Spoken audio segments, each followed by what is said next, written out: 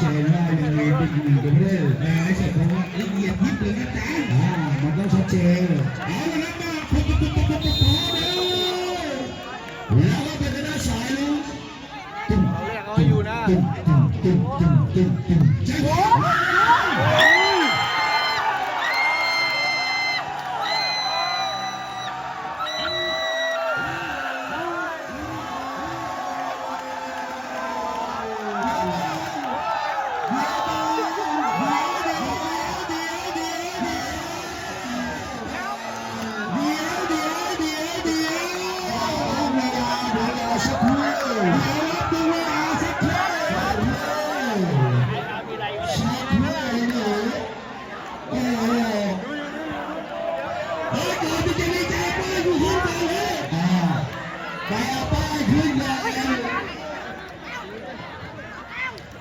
ป้ายคือพังชิบหายเลย